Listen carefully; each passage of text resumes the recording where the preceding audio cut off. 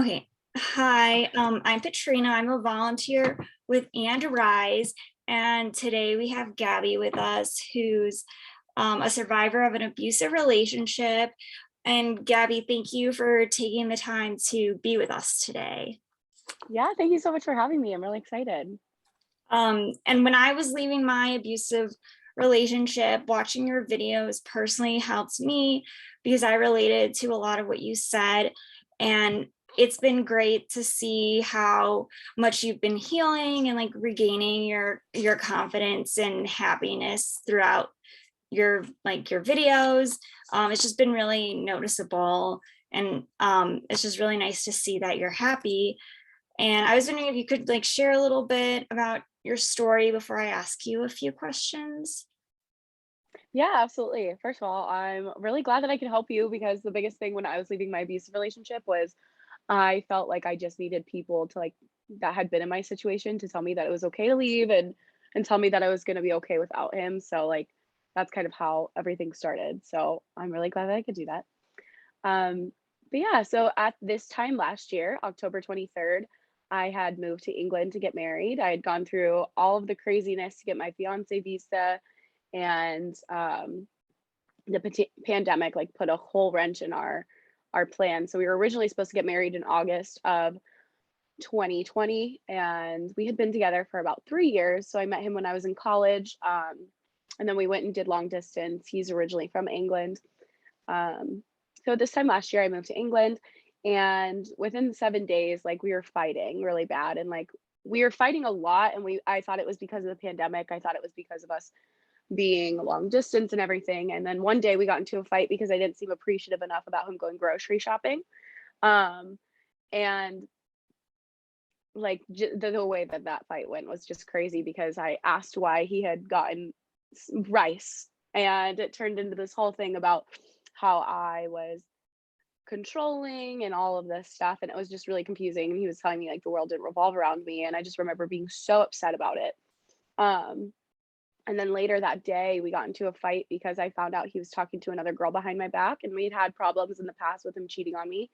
In 2019, I had found out about 5 different women in his phone. And then I found out about another girl that he had actually gone onto my Instagram account and blocked.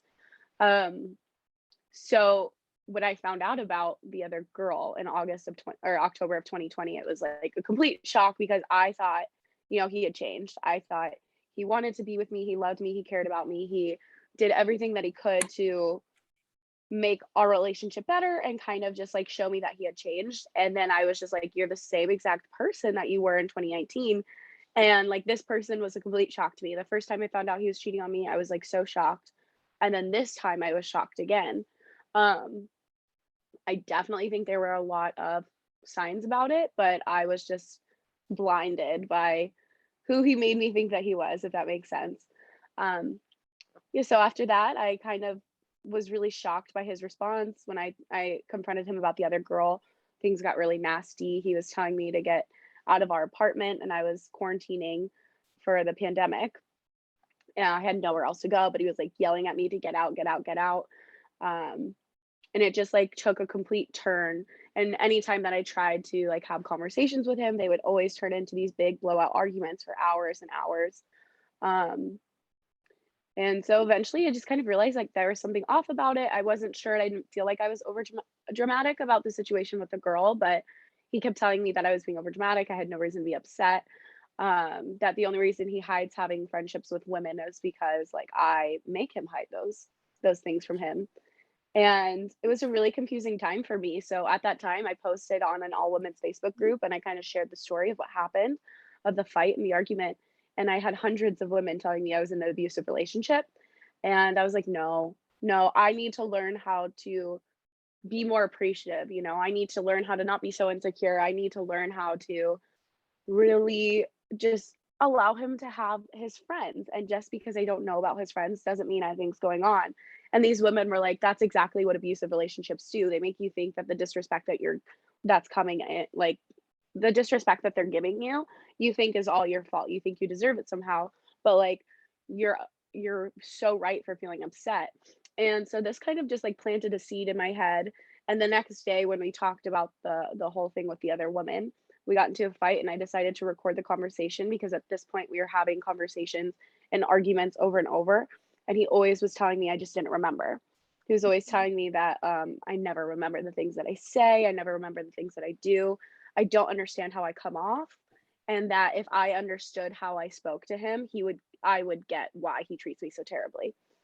Um, so I started recording the conversation so I could understand what I was doing wrong so that I could fix it.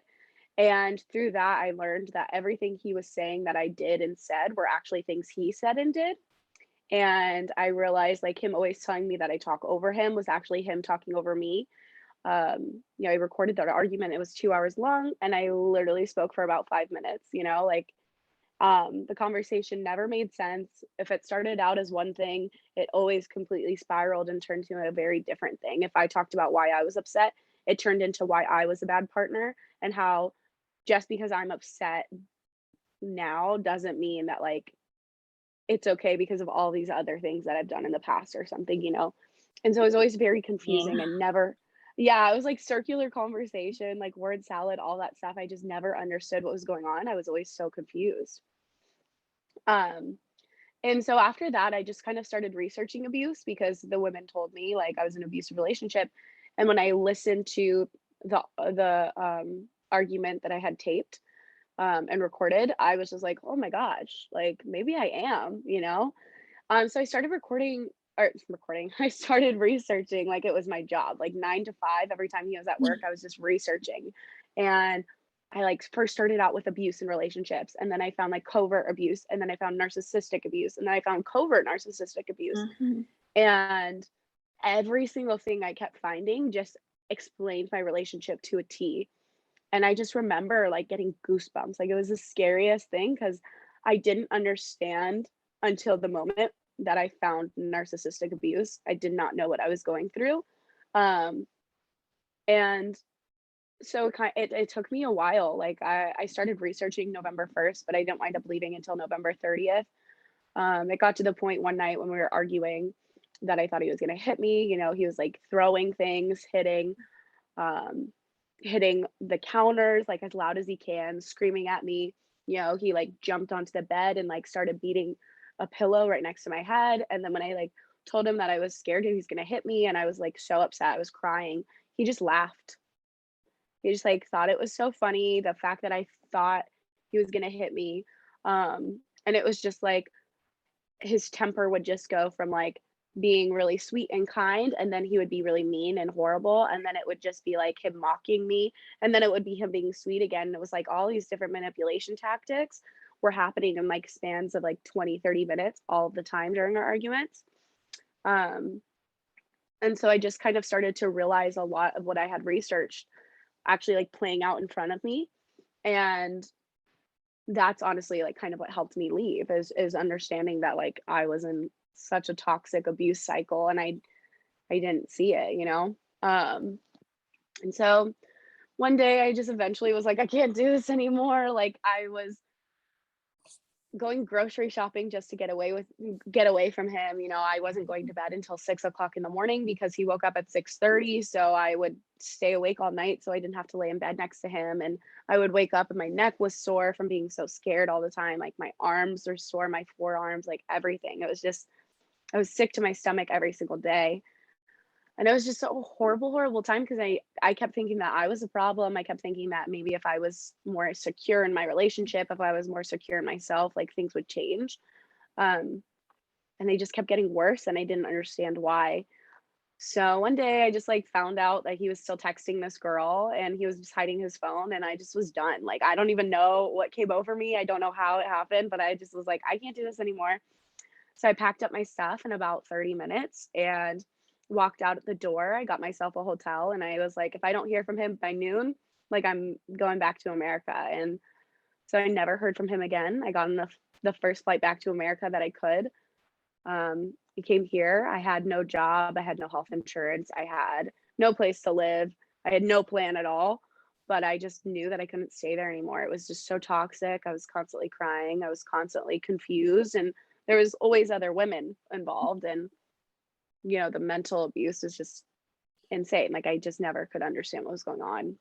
Yeah. Um, And sorry. then when you brought up like how your anxiety would manifest physically, that's something that a lot of people don't know about abusive Mhm. relationships, is that your mental health and your physical health are connected. And like when I was in my abusive relationship, I have some chronic health issues. So my chronic health issues were worse. I had bad migraines. Wow. I like had like I would have like hives, and then since I've been out of that relationship, like a lot of my health issues have been better. Yeah, actually, I don't talk about that a lot, but, I definitely I was never able to sleep, like, I wasn't sleeping at all. Like, if I was sleeping, I was waking up 5 or 6 times a night, like, completely restless, always on edge, and then I was always like, I had such bad stomach issues that I actually had to go to a doctor, and, like, I was like, "I don't know what's going on." I've just, like, had really bad, like, stomach issues for the last 3.5 years, like, I don't get what's going on, and after leaving my relationship, like, I still have those problems, but nothing like, it was, like, every single day, multiple times a day that I was, like, sprinting to the bathroom, you know? And it would just, like, come on all of a sudden. It was just my anxiety from the relationship, and now it's, like, I don't have that anymore, like, the fuzziness in my stomach that I had all the time and, like, the stomach drop, like, Yeah, I know what you that mean, feeling. the tightness and stuff. Mhm. Yeah, it's just like I used to live in that and that was my constant state. And now it's like when that happens, I'm like, "Oh my gosh, how did I live like this for years?" Because I don't feel like that at all anymore, but it was a constant state for me at the time. Yeah. Um, Before you moved to London to be with him, like were there any red flags, like especially like in the beginning of the relationship? Yeah, yeah, at the beginning there was a lot, at the beginning, it was always just he would not talk to me in public. Like if he saw me in public, he would literally like ignore me and pretend he didn't see me. And then would just be like, "Oh, you're just, like, overthinking things, like, I just didn't wanna say hi, like, it's not that big of a deal," you know? He was always lying to me, if, like, we had plans, all of a sudden, I wouldn't hear from him, and then he was, like, out bowling with another girl, but I had to be okay with it because, like, he was just having friends, he was just being friends with people. One time I accidentally locked his keys in the trunk of his car, and, like, he just called me stupid and just was, like, telling me, like, how dumb I was, like, over and over and over and, like, screaming and yelling, and I just, like, felt so bad because I was like, "Oh my gosh, I know, like, how did I lock these keys in the car?" It was, like, just anything that I did that he thought like, any mistake that I had, anytime that I showed I was human was, like, horrible. We would fight, we would yell. There was always other women involved, and people would tell me about the fact that, like, they were messaging him, and he would just be like, "Oh my gosh, like, girls are just obsessed with me," like, "I just try to be nice and try to be their friends, and they're always thinking that I just wanna be with them," and just, like, stuff like that, Mhm. There was always lying, nothing was consistent. I could never tell if he actually liked me or not, you know? And I always thought that was just my anxiety, but it was because he was always so hot and cold with me. One day he, like, wanted to hang out, the next I wouldn't hear from him for 3 or 4 days, and then it was like, "Oh, like, why haven't I heard from you?" You know? He was also just, like, said really mean, horrible things to me all the time, like, he just, like, would say really mean things that he knew would upset me and knew would hurt me, and then would just be like, "Well, I was just mad, like, I didn't mean it." But I had to just get over it, and I had to just forgive it. Yeah. It's awful. Yeah. And so, um, how did you know that you had to walk away from your ex? Yes. So I had a very vivid moment. I was researching abuse because at this time, like there are plenty of times I wanted to leave. I almost wound up not going to England. We got into a really bad fight and I almost didn't go because just the way he spoke to me was just horrible. Like the things he was saying to me. Um, but the day that I was just like, I need to leave. I was just sitting on the floor researching abuse, researching like narcissistic abuse. And I was like, I remember just getting goosebumps all over my body. It was explaining everything I've been going through, explaining my partner to a T. And I was just like, I absolutely know that if I got pregnant right now, he would be cheating on me. Um, and it was just something that I was like, I either have to stay in this relationship knowing he's going to continue to cheat on me, knowing he's continuing going to continue to talk to me like this, knowing that like his outbursts are only going to get worse, and maybe he didn't hit me this time, but like I knew that it was coming. It was one of those things where it was just like I could see it getting worse, Mhm. and I knew that I either had to leave before it got worse, or it was like it was gonna take him, like, laying his hands on me.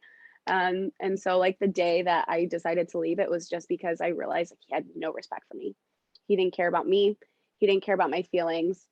He he just would lie over and over, and it just got to the point where I was like, I know that as much as I want this to change, and I know that I want this relationship to work out, you've showed me your true colors over and over and over, and I need to just believe it. I need to believe, like, this is the person that you are, and you need to stop making the version that the person that I think you are. I need to stop thinking that he's gonna come back when it's like you keep showing me who you really are. Does that make sense? Yes, it totally Yeah. makes sense because yeah, I mean, I had a similar experience where like my ex was nice and everything in the beginning, and then over time his true colors showed, and I kept hoping that I would go back to how it was in the beginning, Mhm. but like the reality is that who they are in the beginning is just like a mask to kind of win you over. And then when they think that you won't leave, especially like in your case when you moved to be with him and you were like isolated from your support system in America, then Mhm. typically abusers feel more comfortable, like, and the abuse continues to escalate. So it's a good thing. Yeah. I mean, I'm really glad you got out and that you're safe because the it would have only continued to get worse. Uh, Yeah, and it was the way that it was building, like, day by day, like, every single day, it was just getting worse, and it was honestly, like, it was just scary to be in a room with him at that point, you know? It's crazy because I never had felt like that before. I never felt unsafe mhm, until after I had moved there. Once I moved there, it was, like, a completely different version of him. Like, he had been very mentally and emotionally abusive mhm. prior to, but, like, the physical side of things started to happen once I moved there, and that's what was really scary. Yeah. And so what made you decide to start your TikTok? I remember feeling like nobody in the world could understand what I was going through. I have this very vivid memory of walking from the grocery store up this hill in London. Well, we lived in Northampton at the time, but it was right outside London. But I just have this very vivid memory of just walking up the street and just being like, nobody will ever understand what it's like. Like, nobody knows what's happening. Like, I am the only person in the world that's ever gone through this, you know? And I started to like find TikToks of other people that had started to go through it. I started to find other people that had been using their story and what they had been through. And I know how much it helped me, but it was like I wanted to know like people how they were doing afterwards. I needed to know what to expect. I needed to know that like after like 4 months, maybe I'll feel this way. I needed to know that like I was just gonna be okay, if that makes sense. And I didn't really feel anybody was talking about immediately after. Like, I had been hearing stories about people, like, for years later, if that makes sense. So, like, I was watching a lot of, like, Taylor Higgins, and she Mhm. wrote a book about it, and her book really helped me, but I was like, "She's so far past where I am right now," and it's like, I just need somebody that's where I am. I need somebody that is, like, talking me through this from, like, day 1 until, like, God knows when. And so because I needed somebody like that, I was like, I want to be that person for other people. Like I know how much other people had helped me, but I didn't feel like anybody was going through the process at the time that I needed it. So I was like, I want to document my process. I want to document what I went through. I want to help people see the signs because I didn't understand what I was going through. I didn't realize what I was going through was abuse. I just thought it was like how people acted and I thought I had to be okay with it, you know? So I think like my TikTok just started because I was like, I want to be the person that I needed, if that makes sense. Yeah, it So it yeah. does. Yeah. And I can't remember when I found your TikTok, but it was a while ago. I think like more towards the beginning of when you started it. And like your healing journey was like ahead of mine. So when I was like right after my breakup, when I was really sad and like down in the dumps, like watching your monthly updates, like month 5 or month 6 or whatever it was, like it just made me feel better knowing that like as more time passes, like I'll be in a better place too. Mhm. Yeah, I think, like, the biggest thing too is about breakups, like, normal breakups are hard. Abusive breakups, those are, like, it's literally like a drug, like, you miss it, like, you miss the, like, constant, like, fighting and making up, because then it's just like, "Oh my gosh, we had this horrible fight, but, like, you still love me, we're okay," and, like, it just, like, the constant up and downs, it was just like, I didn't know how to deal with my life after that, because I was like, "Oh my gosh, I'm not stressed, I'm not anxious all the time, like, how do I deal with this?" And it's interesting now to see, like, from the monthly updates where it's just like, oh, sometimes I feel, like, great and I'm happy and everything's fine, and then sometimes I'm just like, "Wow, I'm actually really, really sad today." And it's still just like I feel like that weird fluctuation of, like, I'm super happy, I'm super sad, I'm super happy, I'm super sad, and I think that, like, that's a part of the journey that people don't really talk about is, like, I'm almost a year out, you know, November 30th is gonna be exactly a year for me, and I still cry about it. But, like, I also have great days where I'm, like, super happy and I haven't even really it doesn't bother me, you know? Yeah, Um, I yeah. think like in the beginning after the breakup, it feels like there's more bad days than good days, but Mhm. over time the good days start to overcome like the sad days. And I mean, I was crying like every day in my relationship, and it's like now it's like I don't even know how many times I cry in a month. Like it's really not that many. So it's such a big difference. Yeah. Yeah, no, I totally relate to that. I mean, I was crying every single day, and now it's like, sometimes I cry, but nothing like I used to, and it's just I feel like a completely different person now. Like, Yeah. I don't feel related to that person at all because it was just I was so blinded by everything that I was going through that I'm just like, I don't even know who I was. And so after your breakup, what helped you heal? Um, okay, going to therapy, I'm just gonna say, like, that's it. I like therapy helps me so much. But also just my TikTok has been a really great outlet for me because whenever I need to get something off my chest, if I don't feel comfortable talking to my friends and family about it, I honestly just make a TikTok. Um, Journaling has been really great for me.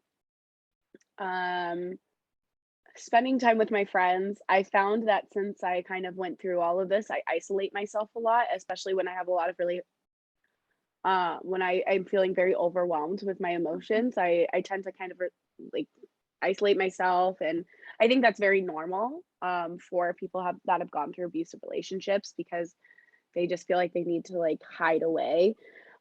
So for me, like spending a lot of time on my own has been really helpful, but also like understanding that I need to go out with my friends and like get drinks or just like spend time with people that make me feel good about myself and make me feel comfortable and make me feel loved. That's been really great. And just like finding out who I am as a person and what I want out of my life has been really healing for me because I just realized that like I wanted so badly just to be the person that he wanted that I completely lost who I was as a person. So like a huge thing for me has just been like, okay, what things do I enjoy? Great, like let me invest in those things. Like Mhm. I really like singing. Let me do singing lessons. I really like, you know, going mini golfing. Like let's go mini golfing. Let's go ice skating. Like just those little things that bring me a lot of joy. Like I've just been putting more effort into those. And I think like that's helped me a lot because it's just really helped me figure out who I am. And once I found out like who I am, I've become way more confident in myself. And it's really helped me just kind of move past a lot of the hurt because I realized that like I'm like me. I'm a me person now. Like I have my own personality. I'm an individual, and for the longest time, like I never felt like that. So yeah, just investing in things that make me happy has been huge too. Yeah, yeah. That's good. And I agree with you that like I've been also doing a lot of activities and like things I've never done before. And it's just been really fun to like hang out with my friends again and do things that like my ex wouldn't do with me or Hmm. he always said that like my pain and like my health issues would hold me back from doing things, but I realized that he was wrong. It was really just him holding me back. um Yes. Oh my and gosh. also, Yes. like, I saw in one of your videos that you mentioned that you're going back to London, and I I am. think it's awesome that you're doing um, a solo trip there. And it almost seems like I know, like the last time you were there was when you were leaving your relationship, so it seems like you're like reclaiming it, like for yourself, and that seems so empowering to me. Yeah. Yeah. I actually leave next Wednesday, so I'm super excited about it. Yeah. Going back to like the most painful part of my life, like that was England's my favorite place. I've been there 6 times, like, before my ex and after him, like, so it's my favorite place ever, and now when I think about it, it's just like, I get a pit in my stomach thinking about England, thinking about my last few weeks there, thinking about all of that, just like, is horrible. Ugh. But just going back and just being like, "What do I love about this place? What are my favorite things?" Like, and just doing everything that I wanna do that just, like, makes me happy and feel great.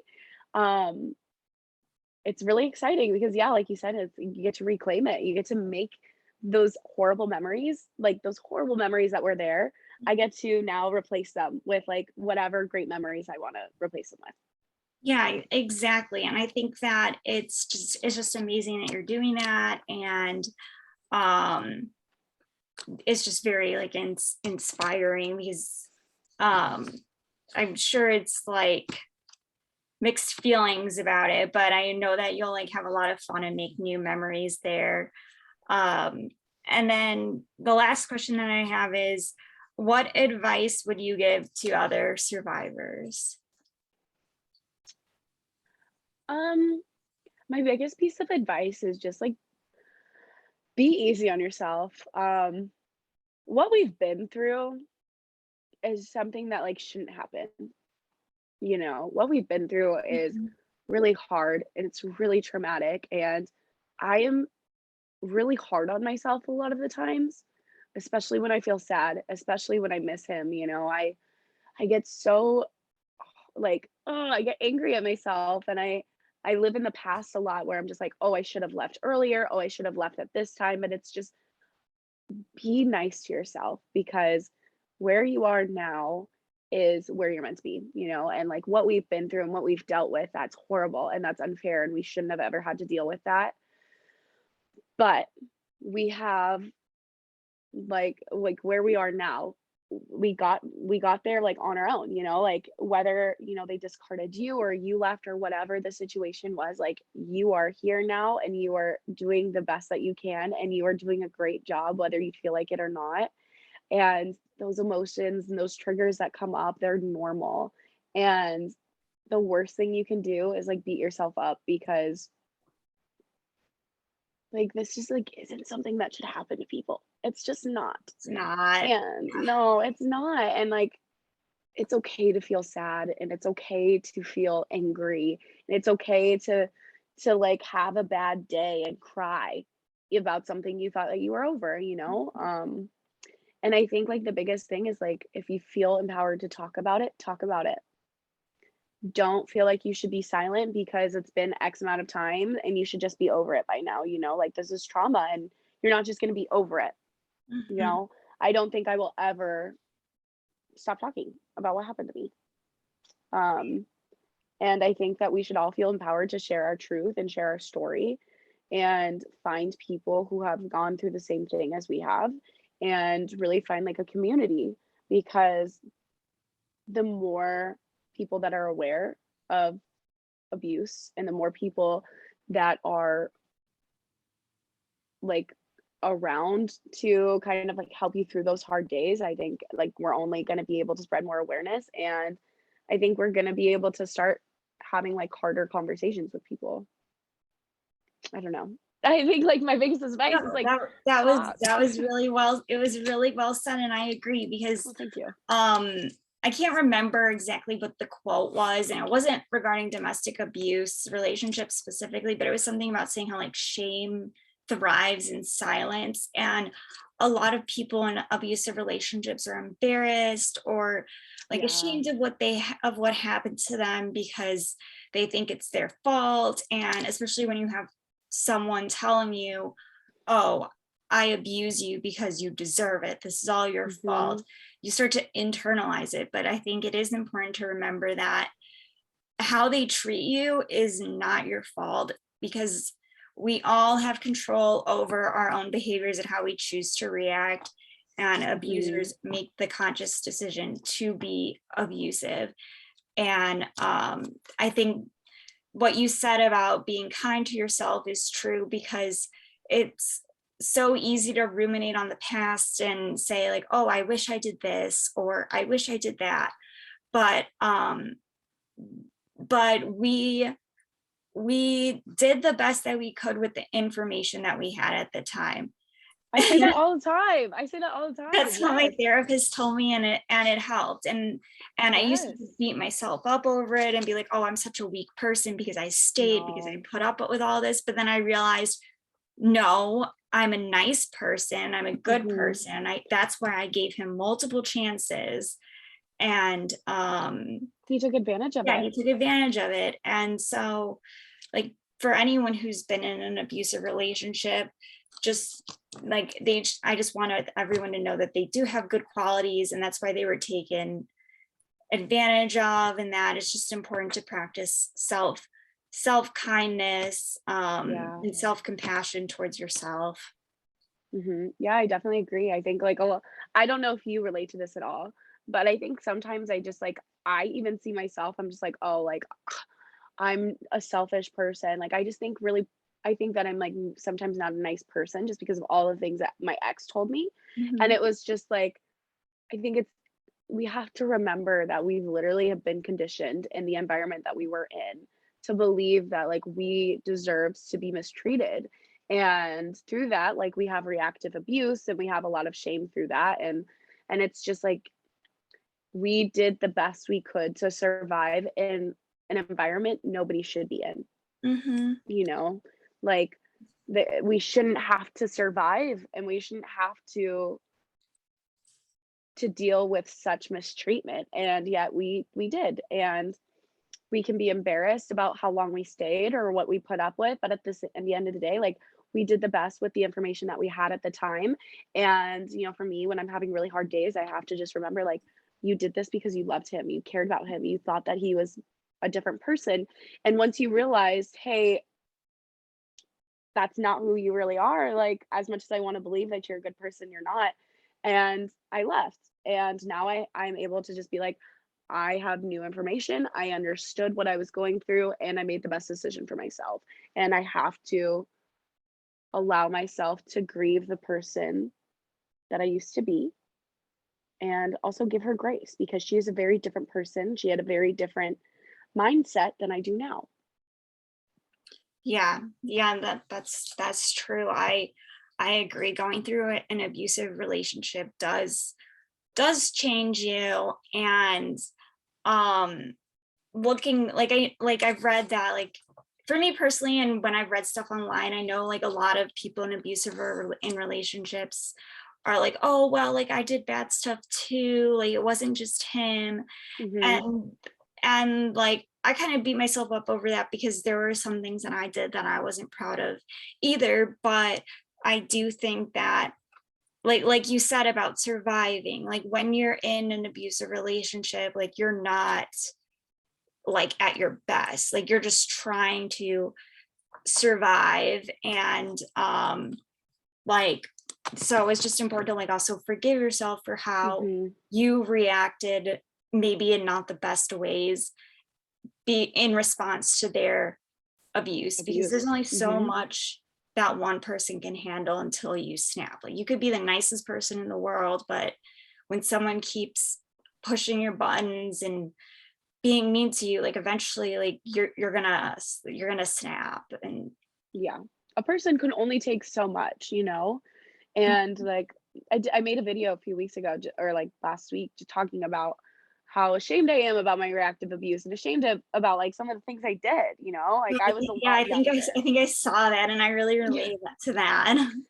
Yeah, and it's I think it's easy, especially when I wanted to leave. I was just like, well, who am I to leave him when I've made mistakes too? But it's like the Mhm. difference between me and my ex was I would make those mistakes, I would feel remorseful, and I would really take action to not repeat those steps. And if I did repeat those steps, I worked hard to make sure that like I was working on my reactions or I was working on the way that I spoke to him, you know, and I did a lot of self-work, whereas he never did. And there's a very big difference between reactive abuse and reacting in a way that you're not proud of and feeling remorseful and wanting to change that, and between, you know, maybe just like apologizing because you need to, but continuing to do it. You Exactly. know, like yeah, there's a lot of differences, and I think like we just have to understand that we're human. We're going to make mistakes. We're going to do things we're not proud of. But the difference between us and our abusers are that our abusers continued to do the same thing over and over,